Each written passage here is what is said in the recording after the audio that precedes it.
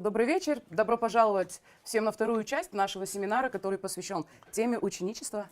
If you have noticed, I have not yet really defined what is a disciple. What does it mean to be disciple of Christ? Но, может быть, вы обратили внимание, что вчера, например, я не дал четкого определения, что означает быть учеником Христа. This is what I will do in this lesson. И это то, чем мы будем заниматься с вами сегодня. So let's look at one piece of scripture where Jesus describes the condition. What does it mean to be a disciple? Давайте с вами посмотрим непосредственно отрывок Писания, где сам Иисус объясняет, что в его понимании означает быть его учеником.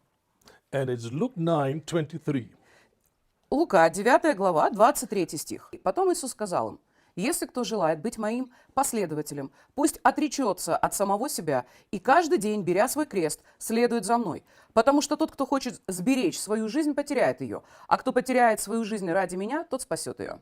And the second piece of scripture, Luke 14:26-27. Евангелие от Луки 14, 26. «Если кто приходит ко мне и не возненавидит отца своего, и матери, и жены, и детей, и братьев, и сестер, а притом и самой жизни своей, тот не может быть моим учеником.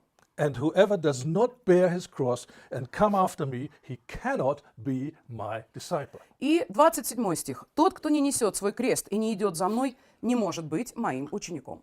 So a disciple is someone who takes up his cross daily. This is what Jesus taught. Итак, Иисус учил, что его ученик – это такой человек, который ежедневно берет свой крест. So this is the essential condition of being a disciple, to Это- carry his cross. Неотъемлемая часть быть учеником Христа – это брать свой крест. So I think you would agree it's most important to understand what does it mean to carry our cross. Но What при does it этом, mean? наверное, вам тоже, вы с этим согласитесь, нам всем очень важно понимать, что означает эта фраза «брать свой крест». So it's essential to understand what does it mean to take the cross. Итак, для нас важно, чтобы мы могли практиковать, сначала понимать, что это значит брать свой крест. Some people think this is going through suffering and enduring hardship. Некоторые люди воспринимают свой крест как, скажем так, прохождение неких страданий, каких-то переживаний жизненных. Jesus says, we deny ourselves and take up our cross daily. Иисус здесь говорит: нет, это что-то, что мы делаем ежедневно. Мы ежедневно отвергаем самих себя и берем свой крест. When he emphasizes daily, then sure, it doesn't speak about difficult situations and loss of relatives or tragedies. И, естественно, из самого слова «ежедневно» нам становится понятно, что навряд ли речь идет о ежедневных похоронах близких людей, там, родственников или о каких-то катаклизмах ежедневных. And these things do not happen daily, thank God. Да, и благодарение Богу, что все это с нами ежедневно не происходит. And we don't choose them, they just come to us, they choose us. И более того, никакой человек не может выбрать, скажем так, такого рода катаклизмы в своей жизни. Они, к сожалению, все настигают нас, когда мы их не особенно хотим. And another thing, if you look at the teaching of the apostles, И еще важный момент. Если мы посмотрим на учение апостолов, on the first look, it doesn't have the same emphasis on the cross like in the teaching of Jesus. становится как-то заметно, что мы нигде не находим, чтобы апостолы налегали до такой степени на какой-то крест, на то, чтобы что-то это брать, как, например, это делал Иисус. In fact, I can remember only one piece of scripture. This is Galatians 5:24, where it says, "This is a sign of a disciple. He has crucified his flesh." И более того, в Новом Завете я знаю только один такой стих Писания, это Галатам 5:24, где говорится что-то похожее, где говорится, что они взяли и распяли свою плоть со своими страстями и похотями. So does it mean that for the apostles the cross was not so central as for Jesus? Означает ли это, что для апостолов, например, тема креста не была настолько важной, как для самого Иисуса? Of course not. Конечно же, нет. They would explain what it means to take up the cross without using many times the word cross. Просто апостолы объясняли то же самое понятие «брать свой крест» просто другими терминами. The key is deny yourself. И ключевым словом в этом во всем является «отвергнуться себя». And denying yourself means saying no to ungodly desires, selfish desires and goals and ways of life. Отвергнуться себя – это, во-первых, отвергнуть все небожьи планы, желания и приоритеты в жизни. So taking up the cross is an attitude Взять свой крест – это такое внутреннее отношение, which we choose every day. которое мы выбираем культивировать в себе каждый день. It's an attitude to say no to the desires and the works of the flesh, Это способность говорить «нет» ежедневно делам плоти и похотям плоти, and to say yes to the walk in the Spirit or by the Spirit. и говорить «да» хождению в духе и тому, чтобы быть в нашей жизни, в наших решениях водимым духом. Let's go to Titus Давайте откроем Two. с вами Тита 2 главу, and the verses 11 and 12. 11-12 стихи. «Ведь явилась благодать Божья, спасительная для всех людей. Она учит нас отвергать безбожную жизнь и земные страсти, учит нас жить в этом мире благоразумно, праведно и благочестиво». Here, with very different words, we have the same thing. Deny yourself, take up your cross.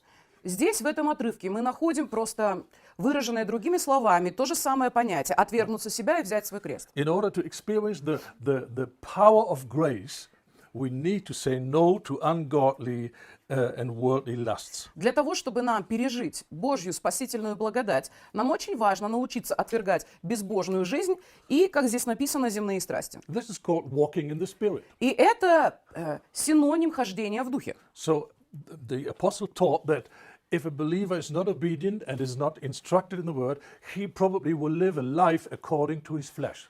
Апостолы понимали, что если человек не наставлен и не послушен самому слову, то он, скорее всего, будет жить в своей жизни, водимой своими плотскими страстями и похотями. But he can and he should learn to live a life according to the Spirit. Но всякий ученик должен научиться вести свою жизнь по духу. Because the great blessing of walking in the Spirit is liberty, is freedom. Почему? Потому что научиться ходить по духу – это то же самое, что сделаться свободным. Galatians 5:16. Галатам 5:16 Walk in the Spirit, написано, например, «Ходите в духе». and then comes the great blessing, the great reward from this. И за этим следует великое, скажем так, вознаграждение. And you shall not fulfill the lusts of the И flesh. тогда вы не будете исполнять похоти плоти.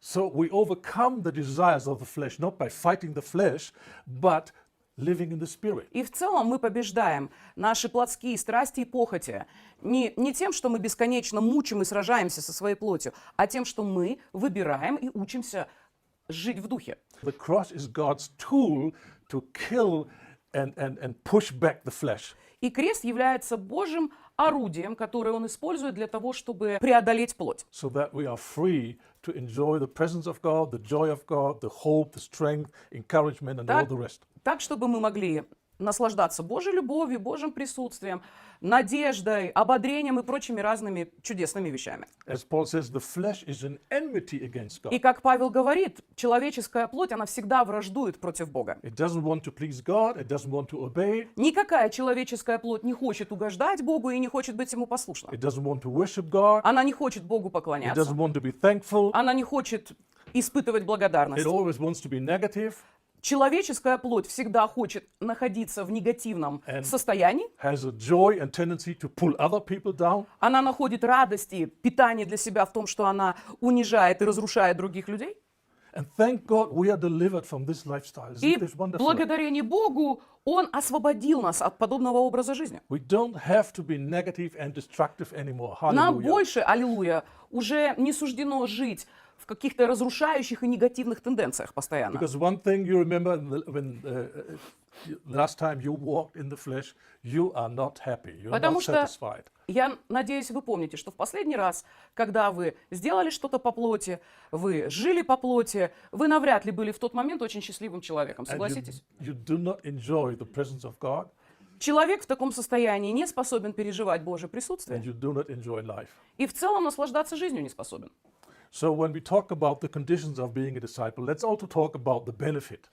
И поэтому, когда мы беремся говорить об ученичестве, нам важно говорить о этой стороне, но также и о тех преимуществах и благословениях, которые с собой ученичество приносит. So to learn a lifestyle according to God's standard is not a punishment, it's a great blessing. Поэтому, друзья, научиться образу жизни, который хочет для нас Бог, это не какая-то страшная вещь, это не наказание, это величайшее благословение, которому может обучиться человек. So let's not have a negative attitude. Поэтому нам очень I have важно to deny the flesh. не Oh. иметь и не культивировать в других людях вот этого негативного отношения. Вау, опять вот это распинание плоти началось. Thank God I can live free from this ugly, destructive influence. Друзья, благодарение Богу за то, что мы с вами можем жить теперь вне этого разрушительного влияния нашей плоти. If we study the teaching of Jesus, we find out he was never looking for believers.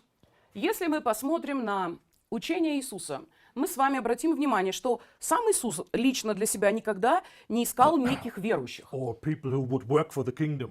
Он никогда не искал себе каких-то сотрудников, работников для себя. He was looking for disciples. Иисус всегда искал только учеников.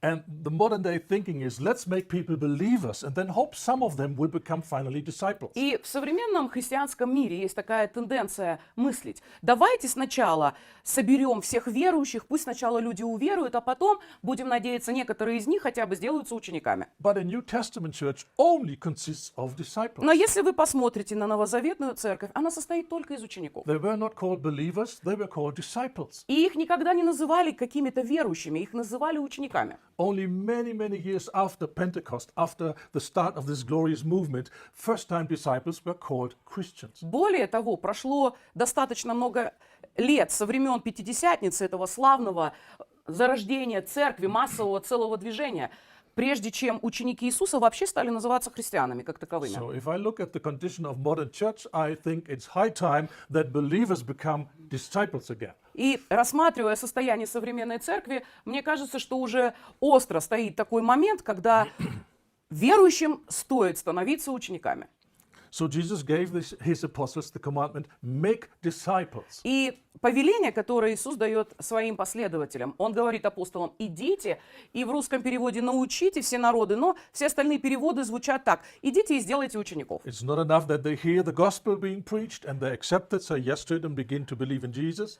Недостаточно того, чтобы люди просто услышали Евангелие, на него откликнулись и стали верить в Иисуса. But what he wants is that people become disciples. Но для Иисуса было важно, и Он хочет это до сих пор, чтобы уверовавшие в Него были настоящими учениками. And yes, of course, every disciple is a believer. И, разумеется, каждый ученик, он верующий, во-первых. But if you understand what is the marks of disciple, you must say not every believer is a disciple. Но, понимая в свете слова признаки ученика, становится понятным, что не все верующие у нас сегодня ученики, к So the сожалению. emphasis must shift from believers to disciples. Поэтому мы должны сделать ударение сейчас не на верующих, а именно на учениках. Jesus gave them the commandment, make disciples, and this is exactly what they did. Иисус дал повеление апостолам, Он сказал: идите и делайте учеников. И это то, чем они были заняты. Acts 14, please, verse 21. Давайте посмотрим Деяния 14:21. And here you see how the apostles were working for the kingdom.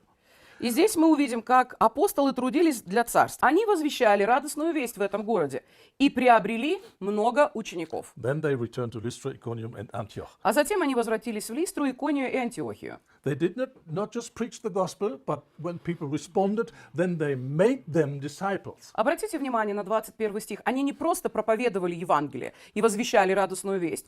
В том или ином городе они приобретали или делали учеников. Please look carefully at the text. It didn't say after people were converted, they prayed that God would make them disciples. Еще также хочу обратить ваше внимание на то, что когда они попроповедовали Евангелие, они не просто молились и говорили: Боже, а теперь из этих уверовавших и откликнувшихся сделай как-нибудь сам учеников. They understood it was their duty to turn the believers into disciples. Апостолы понимали, что на них возложена эта ответственность сделать из уверовавших учеников. This is the missing thing today. И это, к сожалению, тоже у нас недостающее звено So what is a сегодня. disciple? Итак, кто такой ученик? A disciple is someone who is being trained to live a new lifestyle. Ученик – это человек, которого научили жить по-другому. He was trained by the world.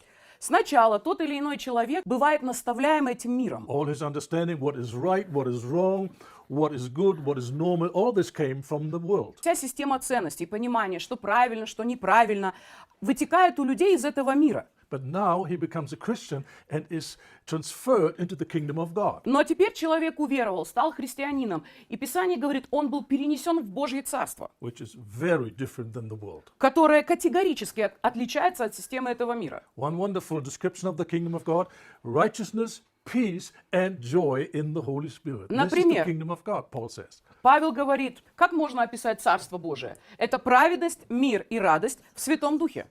And the order of those three words is very important. Интересно, что здесь порядок существует определенный в этих словах. Without righteousness, there is no peace. Без праведности никакой человек не способен Without- переживать мир. Without peace, there is no joy. А не имея внутреннего мира, люди не могут радоваться. So a disciple is learning the lifestyle of the kingdom of God. И This is what he's doing. кто такой ученик? Ученик – это верующий, который обучается новому образу жизни в Божьем Царстве. And the apostles understood it's their responsibility to make people disciples of Christ. И обратите снова внимание на то, что апостолы понимали, что им придется это делать. Им придется помогать уверовавшим становиться учениками. Because they wanted to build a victorious, overcoming church. Почему? Потому что апостолы были заинтересованы в том, чтобы церковь, которую они строят, была победоносной, Which can be a mighty tool in the hands of God to save many people. которую Бог может использовать как инструмент для спасения других людей. Without discipleship, this is impossible. И поверьте, без ученичества это просто невозможно. And then people come to all kind of strange ideas because they don't have the centerpiece of the gospel, they don't have discipleship, they come to all kind of strange ideas. И поймите, что часто потом что мы видим, что когда у людей именно недостает этого центрального, скажем так, куска в общей картине, которая называется ученичество, люди начинают выдумывать, исследовать за всякого рода теориями. So the coming together where the people worship God and experience His presence is now turned into an evangelistic campaign. Например, к месту, где собираются верующие, начинают свои сердца к Богу направлять, поклоняться. Это теперь у нас преобразовано кампанией по проповеди Евангелия, And например. the whole emphasis just shifts. И в целом основное ударение сменилось. Instead of serving God and pleasing God, Вместо того, чтобы во время поклонения, когда люди собираются, мы служили, во-первых, Богу и стремились Ему now угодить, they try very hard to make the Sunday service attractive for the unbelievers. теперь мы видим, насколько в современной церкви выросла эта тенденция делать наши церковные служения чем-то очень привлекательным для неверующих. As if it were meant to be an evangelistic crusade. Как будто бы наши церковные собрания, когда мы собираемся служить Богу, это должно быть еще и параллельной евангелизацией, которая привлекает неверующих. This is not in Scripture. И если хотите знать, мы ничего Scripture, подобного не находим в They come Писании. together, they worship God Верующие в Писании собирались и поклонялись Богу. and enjoy the word and be encouraged and corrected and strengthened by the word preached under the anointing of the Spirit. Они наслаждались Словом, они переживали Слово, они обличались, исправлялись, вдохновлялись. So that they can serve God even better and have more of His presence in their midst. Для того, чтобы служить Богу лучше и поклоняться Ему, и испытывать больше Божьего присутствия. And because people are no longer witnesses for the gospel, for Christ, now the church service must be an evangelistic thing. И это удивительно наблюдать, потому что многие верующие как таковые уже перестали быть свидетелями Христа для окружающих людей. Теперь каким-то образом наши церковные собрания должны нести на себе функцию проповеди Евангелия. Kind of crazy things come out of this idea, this shift of the emphasis. И из этого подхода нового, когда центральные вещи, они сместились со своих мест, вытекают всякие просто удивительнейшие вещи. Someone told me he visited a church Sunday morning and on every chair there was a piece of paper. Недавно один человек мне рассказывал такую историю, что он попал в какую-то церковь. Ой. И там на всех сиденьях в церкви лежал листочек, We kindly ask you not to raise your hands in worship на котором было написано следующее. Пожалуйста, во время поклонения не поднимайте ваших рук, because we don't want to be an offense for the visitors. потому что мы не хотим подобными действиями оскорблять наших гостей. Can you believe that? Вот вы представьте себе. God says, I want all men to lift holy hands in all places. Понимаете, Писание говорит, я хочу, чтобы на всяком месте, да, святые люди воздевали свои руки. Which includes Sunday morning service. Обратите внимание, воскресные служения тоже входят в эту категорию мест. So all kind of crazy things. Когда главное перестает быть на главном месте, и порядок вещей меняется. Из этого начинают вытекать всевозможнейшие странные вещи. And it's all for one reason. И все это The происходит по centerpiece одной of the причине. gospel is missing.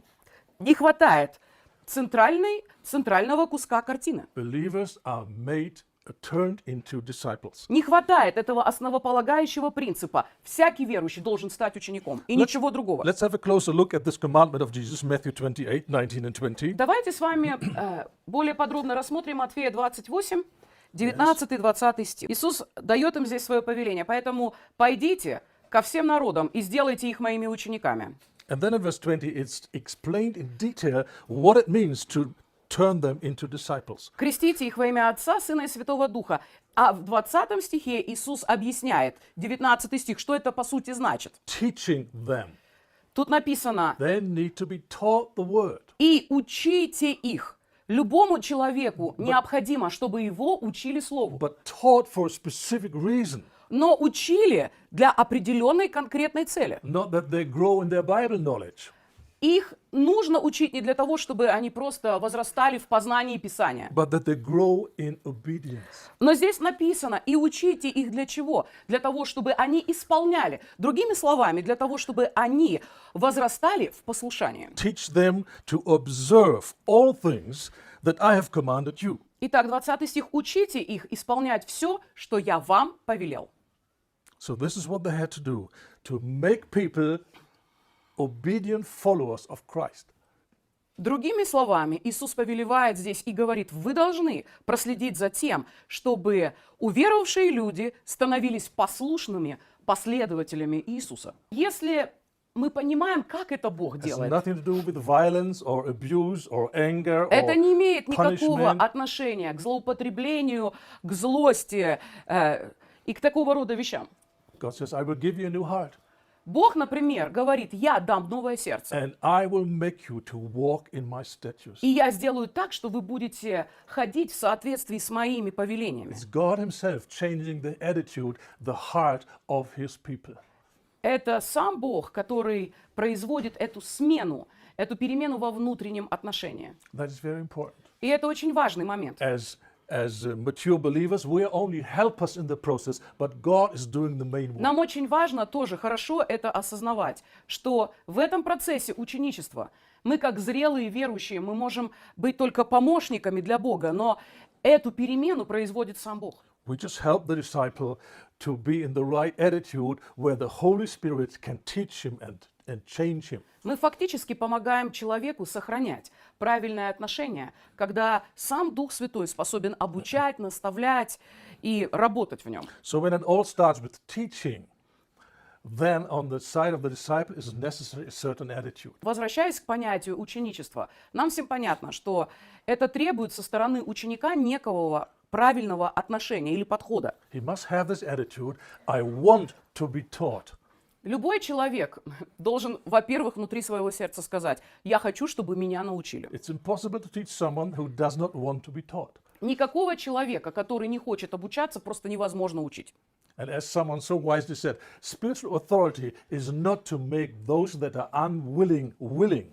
И как подметил один мудрый человек, духовная власть, она не предназначена для того, чтобы сделать из нехочух хочух. But it is to lead those that are willing.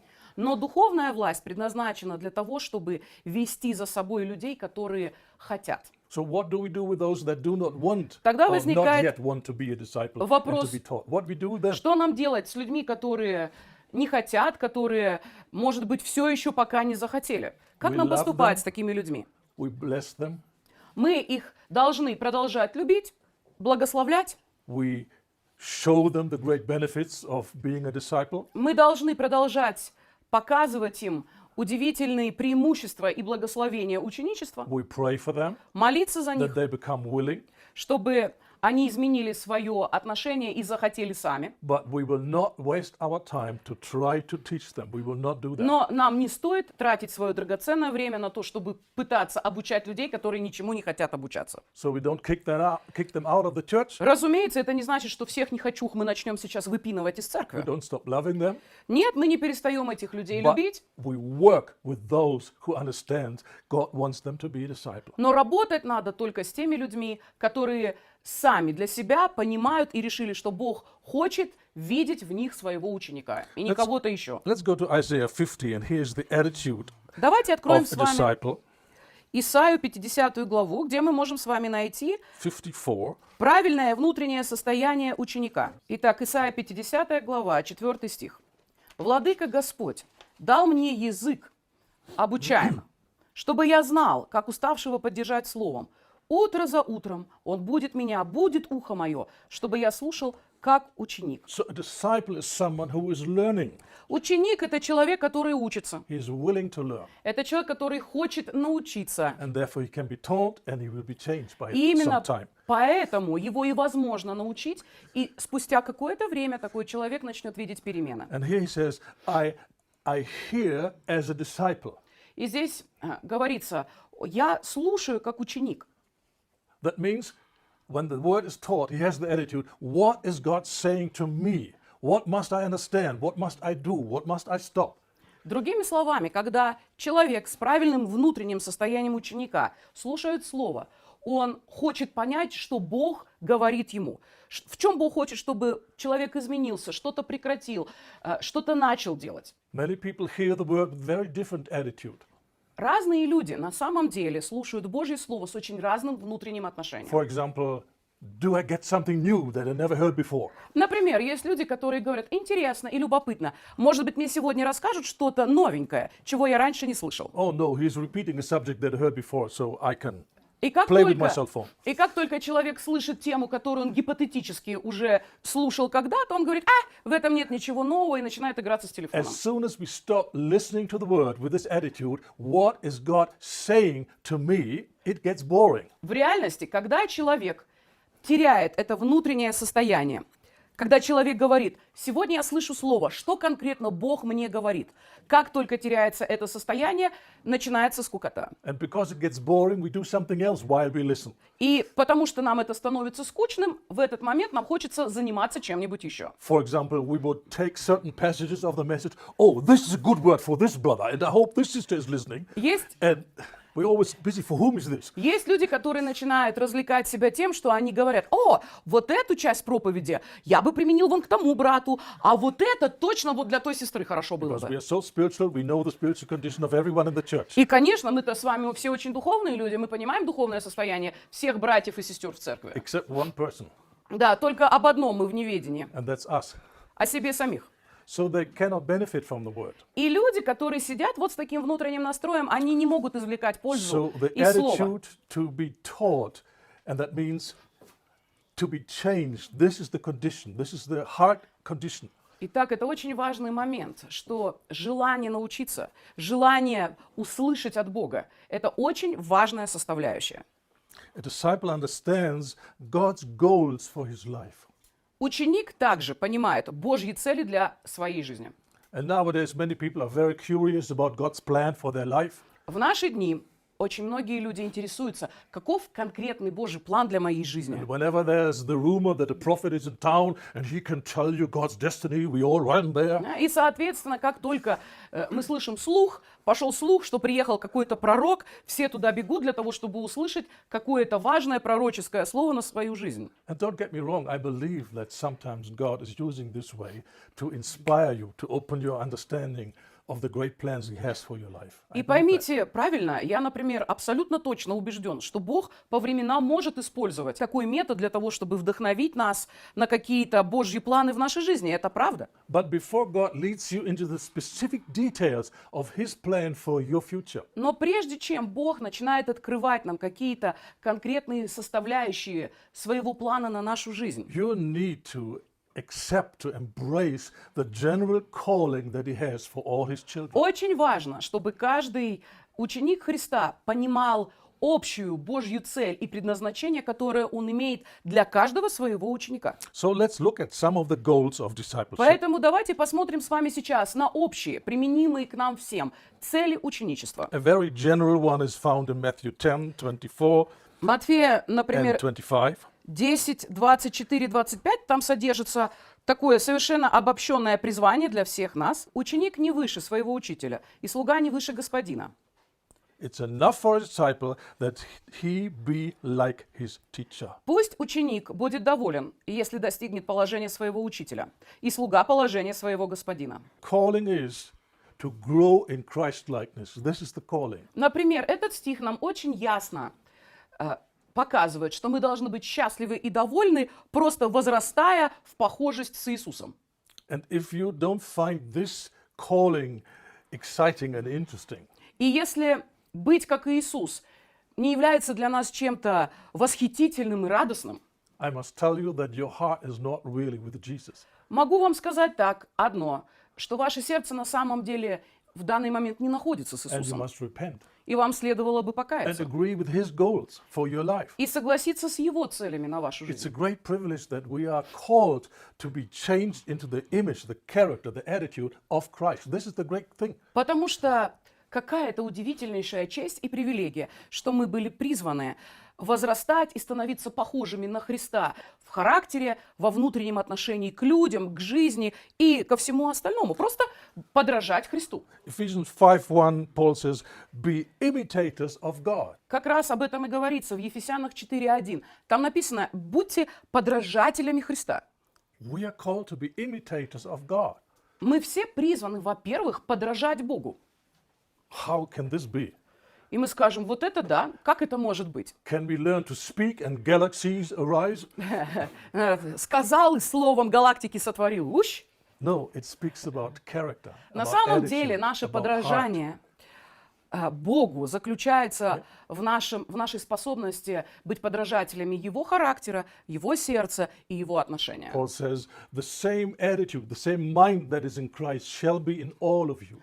Например, Павел говорит: потому что у вас, у всех должны быть те же самые чувствования, что и у Христа. Другими словами, у вас должны быть те же самые переживания и тот же самый характер и отношения, что у самого And Христа. then he talks about the humility of Christ И потом, после этого, он говорит о смирении and Христа. describes how he became a man and humbled himself and was a servant. И он говорит дальше о том, насколько Творец всей Вселенной, он смирил себя, и он принял образ раба и сделался похожим на нас. So a disciple is someone who learns to serve. Из этого стиха мы понимаем, что ученик – это тот, кто, подражая Христу, учится служить другим. Serving God, Служить Богу, во-первых, serving the family of God, the church, служить Божьей семье, которая есть церковь, and then everyone else. и всем окружающим людям. But most important, brothers and sisters in the church. Но самое важное, братьям и сестрам во Христе мы учимся служить. As someone who is making disciples, we should always remember the authority that we exercise works through our example. Также, будучи служителями церкви, будучи людьми, которые помогают возрастать в ученичестве кому-то еще, мы должны с вами все осознавать, что в Царстве Божьем духовная власть работает только на личном примере, никак по-другому. When you begin to teach people and make them disciples, you will understand this.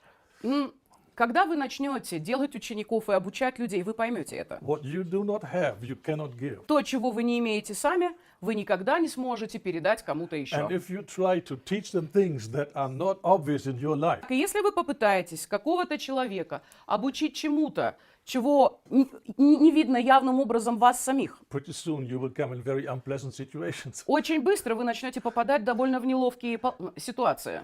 And maybe your disciple is not that advanced and not that wise and Christianized, and they say, how come you tell me this and you don't do it? Когда вдруг мы попадаем в ситуацию, когда еще не очень хорошо обученный, продвинутый и наставленный начинающий ученик говорит нам: а что-то я вот в твоей жизни у самого не вижу то, чему ты пытаешься меня обучить.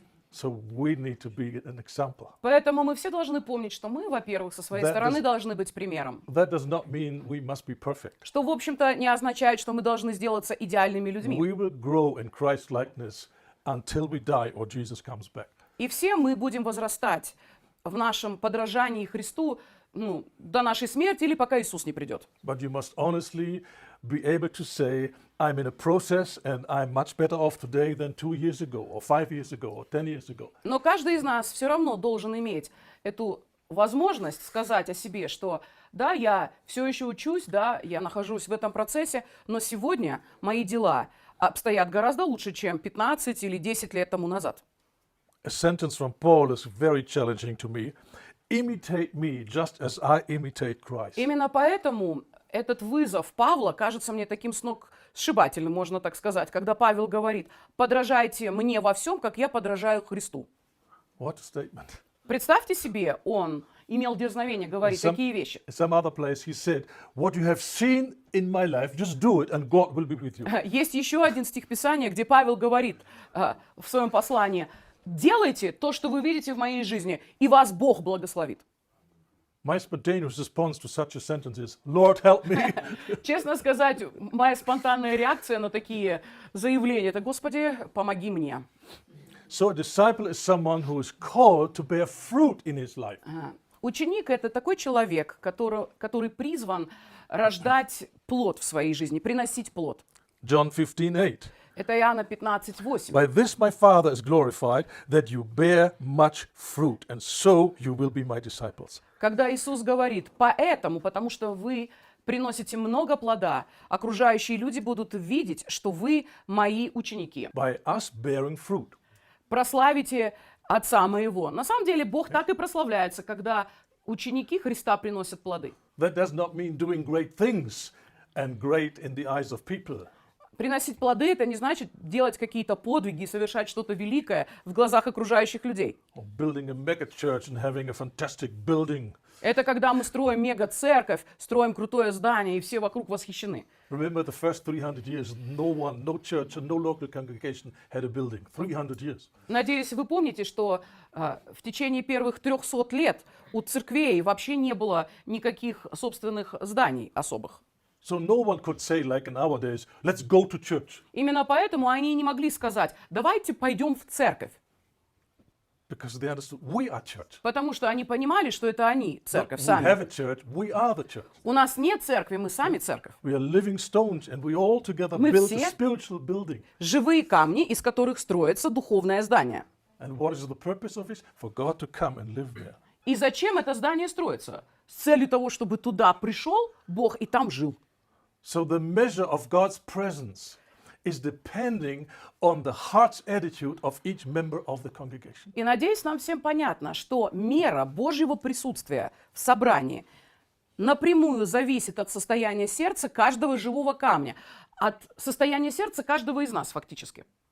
Some people have this passive consumer attitude and they would say, oh, there was no presence of God today. The worship team was not anointed. Бывают такие люди с очень потребительским внутренним отношением. Они приходят на церковное собрание и говорят: «Ой, что-то сегодня я не переживал Божье присутствие. Это безобразие. Группа прославления не была помазана сегодня». Probably it was not the mistake of the worship team. It was the mistake of many in the church. Но, к сожалению, если не было Божьего присутствия, это навряд ли упирается в группу прославления. Это упирается во внутреннее состояние сердца многих членов этой церкви. Bringing all kind of dirt that they have collected over the week into the gathering. Потому что делают люди? Они в течение недели собирают на мусорках всякую грязь этого мира, а потом тащат ее с собой на воскресное собрание.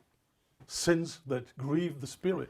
Они тащат с собой грехи, которые оскорбляют Святого Духа. So we have all kind of strange ideas about church. В современном мире у людей есть куча всякого рода странных понятий о церкви. So what does Jesus mean? We are his disciples and we should bear fruit, much fruit. Возвращаясь к вопросу, что имел в виду Иисус, когда сказал, что так будет прославлен Отец, что его ученики принесут много плода? О каком плоде It's ведется the речь? fruit of the Spirit, Речь ведется, во-первых, о плоде Духа. which is nothing else than the character of Jesus. Плод Духа — это то же самое, что характер This Иисуса. should grow in us. Это то, что должно умножаться внутри нас. Love, joy, Любовь, peace, радость и мир, and gentleness, и and кротость, long-suffering, и and all долготерпение. those wonderful, precious things, И все эти удивительные, драгоценные вещи, including self-denial включая способность or самопожертвования, discipline.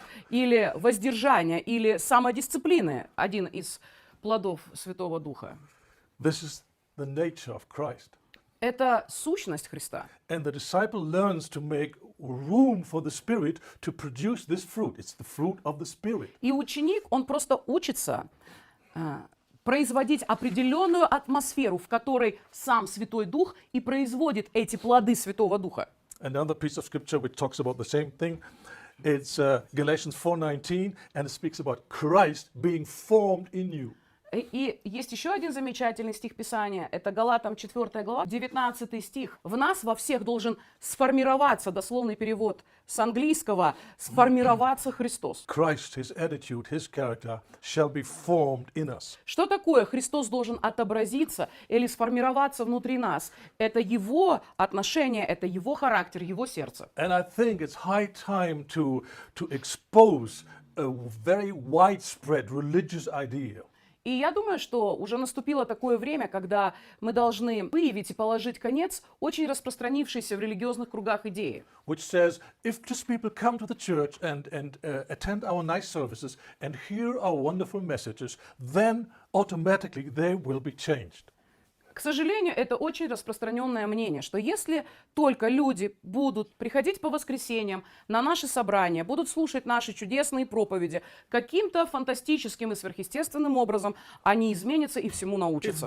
If this were true, Если бы это было так на самом деле, how comes when I travel the churches in Germany, Austria, Switzerland and other places, that I find people who are 20, 30 years old Christian and still babies in Christ? то How как comes? тогда я мог бы объяснить себе эту простую реальность, что путешествую, например, по немецкоговорящему миру, в Австрии, в Германии и повсеместно, в Швейцарии, например, я вижу людей, которые уже находятся в вере 20-30 лет, но они являются духовными младенцами при этом. Spiritual growth does not come by letting time pass. Духовный рост не зависит от того, сколько времени прошло. It takes something else. Для того, чтобы происходил духовный рост, требуется нечто большее. And let's just be realistic.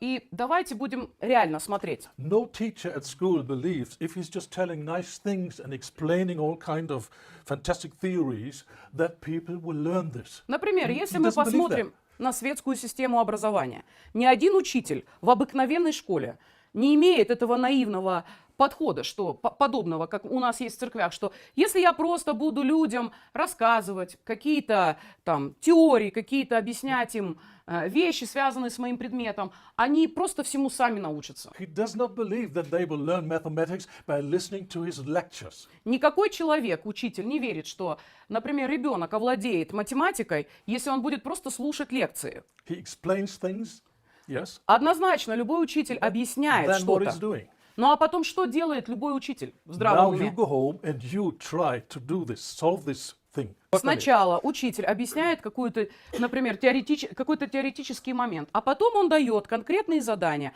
своим ученикам, чтобы они пошли и дома на практике это применили и, например, решали задачи или He примеры. gives homework Учителя всегда дают домашнее and задание, then he's doing something else. а потом они делают что-то еще сверх He того. checks whether you did your homework. Любой ответственный учитель потом проверяет, а ученик его сделал домашнее задание или He's нет. not naive. He doesn't say, I gave them the homework, they will all do it. Они не обладают этим наивным отношением. Ну, я же им дал домашнее задание, вне всяких сомнений они пошли, все So, до одного Let's сделали. move on to the next subject. Поэтому, ну все, эту тему закрыли, давайте я им следующую теорему He объясню. checks the homework. Любой преподаватель проверяет, And сделано then было домашнее he's doing something задание else. или нет. А потом еще сверх того He let them pass a test. начинаются контрольные работы. And then he finds out what they really know, what they understood, and what they can do, what they can't do. В чем заключается сущность контрольной работы? Благодаря контрольной работе можно проверить, какой материал ученик освоил, а какой нет. So who gave us the idea? Let them just hear our wonderful sermons, and then they will all do it, and they will all grow and change, and it will just happen without any effort. Поэтому, друзья, а у нас тогда откуда взялись такого рода понятия, что мы просто будем рассказывать людям интересные лекции, проповеди, а они пойдут и сами изменятся, всему научатся, и все будет просто прекрасно. Jesus didn't say, teach them to listen. Как Иисус, возвращаясь к его повелению, он не сказал, и научите их слушать. Teach them to do it, Он to сказал, observe it. и научите их исполнять. So it's not enough just to bring the word to the people. Именно поэтому недостаточно просто даже самое замечательное слово «вещать» людям. We can do this in a group for the whole congregation or a whole discipleship group. Да, и это важная вещь. Нам важно слово, скажем так, провозглашать либо там на церковном собрании, либо в группе учеников. But then we have to sit down one to one. Но потом нам необходимо проводить время с людьми индивидуально and look where they are, what they do, how they live, и увидеть и удостовериться, где эти люди находятся, что они реально понимают и как они этим живут. what they actually put into practice and what they left out. Что эти люди стали практиковать в своей жизни, а что они просто позабыли или оставили где-то в пути. So we sit with them, we talk with them, Поэтому необходимо садиться с людьми, we ask необходимо questions, с людьми разговаривать. We Людям необходимо задавать вопросы. we find out where do they fight, where are their struggles. Мы узнаем, где у этих людей есть какие-то места слабости, где они больше всего сражаются. And we pray for them. И мы молимся за And we них. get wisdom by the Spirit. What is the next step that they need to И мы learn? получаем от Духа Святого мудрость, какой должен быть следующий шаг для их индивидуальной жизни. This takes time, И на все на это нужно время. but there is no way around or no shortcut. Но понимаете, каким бы сложным это ни выглядело, мы не можем это обойти. When I hear pastors complain, only very few people are motivated to serve, like in children ministry or in cleaning and this and this. And most of them, they just like to be served. Когда я слушаю, как пасторы регулярно жалуются и говорят, знаешь, вот у нас в собрании люди в основном очень пассивные, только некоторые хотят служить, например, в детском служении, в каких-то практических вещах, а все, большинство хотят сидеть, и чтобы им кто-то служил. And they want to convince me that they have a lack of workers, they have a problem with И workers. когда мне служители говорят о том, что у них есть какая-то проблема с работниками в церкви, со And I say, no, служителями, you don't have a workers problem, you have a discipleship problem. я всегда им говорю, послушай, у тебя не проблема в нехватке служителей, у тебя проблема в нехватке настоящих Because one of the учеников. things the disciple learns is to be a servant, to make himself Почему? available, to Потому help. что это одна из тех основных вещей, которым учится любой ученик. Ученик учится быть слугой, он учится помогать и содействовать в практических вещах. If you don't have people that are willing to serve, that means you don't have disciples. Суть-то этого какая? Если у нас нет достаточно людей, готовых служить, это значит, что у нас просто нет учеников And достаточно. then they get interested in subject of discipleship. А потом люди начинают интересоваться ученичеством. And when I explain how it is done and what is necessary, И когда мы объясняем, что необходимо и как это делается, to sit down with people and work through their problems, когда я начинаю объяснять пасторам, что нужно тогда садиться с людьми и шаг за шагом проходить через их проблемы then внутренние. many times they would say, oh, but I don't have time for that. Знаете, что мне говорят пасторы в ответ очень часто? Они мне говорят, ой, вот на это у нас время точно нет. I say, if you don't have time for that, А я им тогда говорю, послушайте, если у вас нет времени на это, that means 10 years from now you will have the same problems. это значит, что пройдет 10 лет, а проблемы ваши останутся прежними. Maybe it takes you 3-4 years to make a handful of disciples. Да, может быть, на то, чтобы сделать несколько учеников, там, 5-6 человек. Да, на это может потребоваться 3-4 года. But Но if they really become disciples, если эти люди сделаются по-настоящему учениками, they themselves will make disciples. они сами будут впоследствии рождать учеников. A disciple that is not making disciples is not a disciple. Потому что ученик, который не делает учеников, сам не ученик. So you start with a handful. Да, и мы, может быть, начинаем вот такой процесс всего лишь с несколькими людьми, готовыми на But then это. this thing is spreading. Но потом это начинает распространяться. And I tell them, build a real New Testament church in your congregation. И я даю тогда служителям совет. Я им говорю, посреди вашего собрания, почему бы вам не открыть настоящую новозаветную церковь? Откройте церковь в церкви. But what must I do with the rest? А что с остальными делать? Just bless them. Ну, благословляй их. God is using them to train your long suffering. Потому что это Your те patience. прекрасные люди, которых Бог использует для того, чтобы натренировать тебя в терпении. And is teaching you to love those that are not loving. Да, и учит тебя через таких людей любить тех, которые любить не хотят в ответ или любви недостойны. So accept them.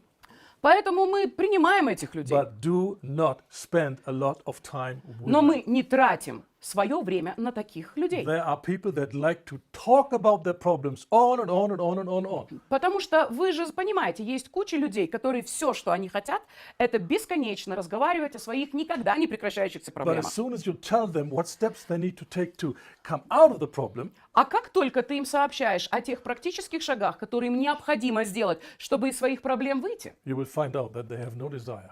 Они отпрыгивают They сразу. want you to solve their problem. Почему? Потому что они сами свои проблемы Which is- решать не хотят. Они хотят, чтобы ты пришел в Which их is жизнь not и possible. решил все их проблемы. А это невозможно. We can help them to understand and to take necessary steps. Мы можем пытаться помочь людям. Мы можем людям показать шаги, которые им надо сделать. We can encourage them. Мы можем вдохновлять We и can ободрять support them. людей. Мы можем их We поддерживать. can bless them. Мы можем их But благословлять. they must do the right Но decisions. каждый человек должен сам принимать правильные решения. If they don't want change the way they live, Если сами люди ничего не хотят поменять в своей жизни, you can't help them. вы никогда не сможете им помочь. Even God can't help them. Потому что сам Бог не может им This помочь. may be a shock to you. Может быть, это для вас тоже несколько шокирующее утверждение. This is one of the fundamental principles in dealing with people. Но это один из фундаментальнейших принципов в нашем служении людям. God resists the proud. Бог гордым противится.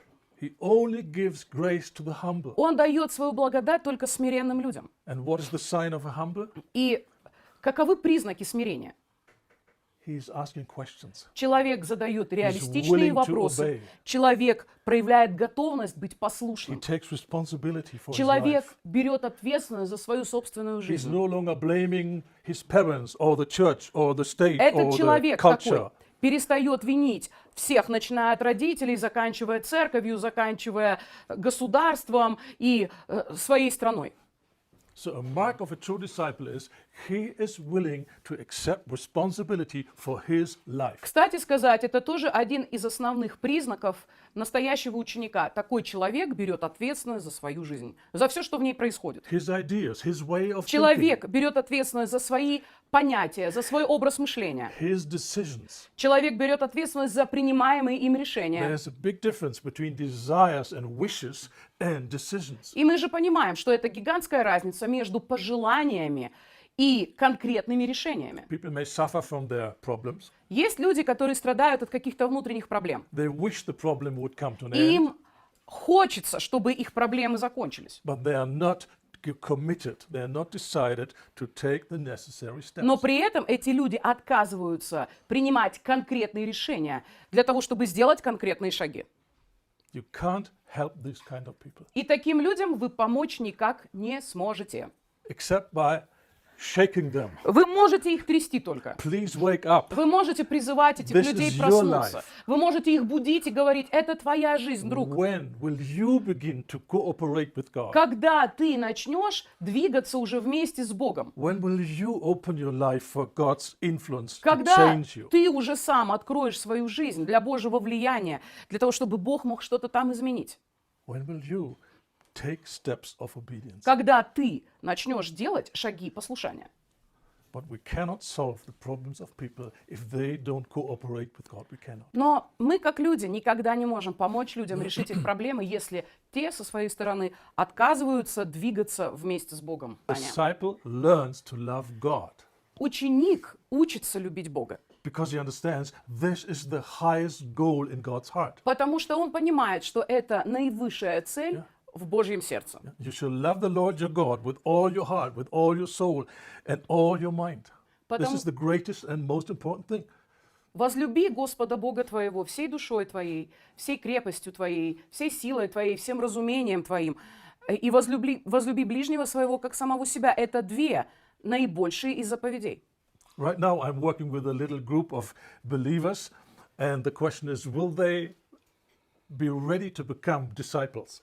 Сейчас я имею дело с небольшой группой верующих, которые должны решить для себя, хотят ли они быть учениками.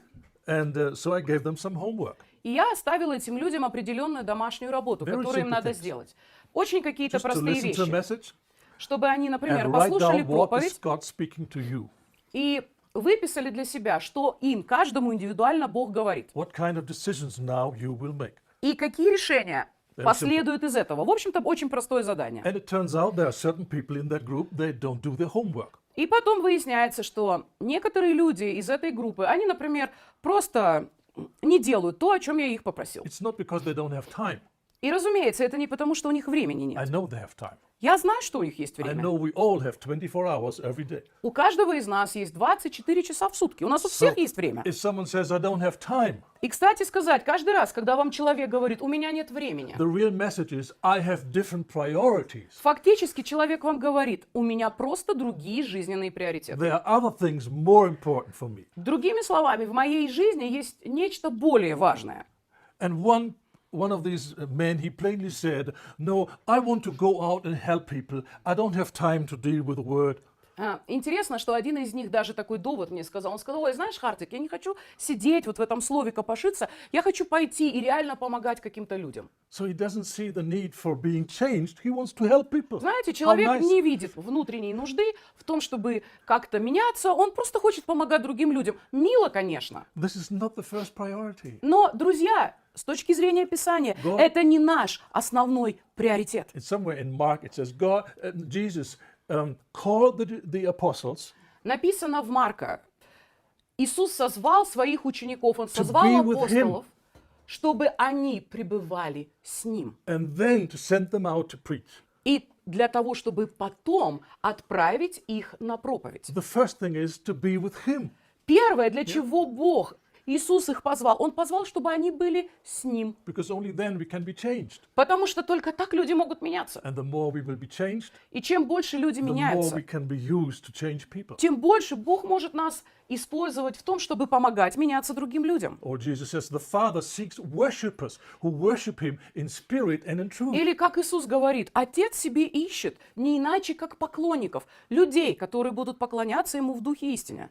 And some super spiritual Christians will say, we don't have time for this, the world is lost, we need to go out Знаете, есть and такие- save the people.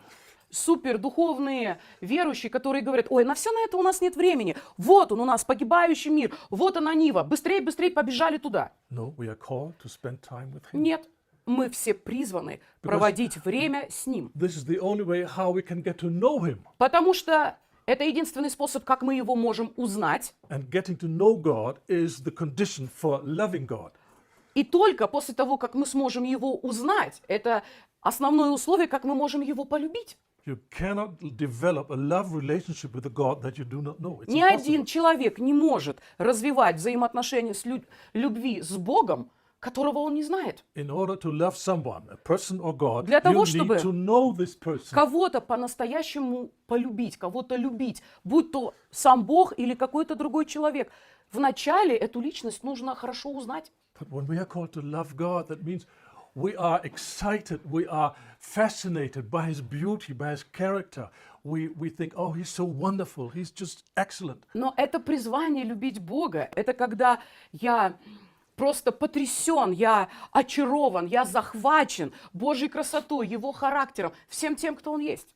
And this true love to God can only grow in fellowship, И такого рода любовь к Богу, она может вытечь только из общения с этим not in Богом, doing Christian work а не когда человек занят каким-то техническим христианским служением or attending meetings, или посещением тех или иных собраний. but spending time with God. Такая worshiping Him, любовь giving your рождается heart. только когда человек и Бог проводят вместе время, когда человек поклоняется, когда человек делает это с Писанием. And being driven by this desire, I want to see you, I want to know you. И когда человеком движет это внутреннее желание, я хочу тебя увидеть, я хочу тебя I познать. want to open my life for your influence. Я хочу, чтобы моя жизнь была открыта для всего того, что ты хочешь сделать.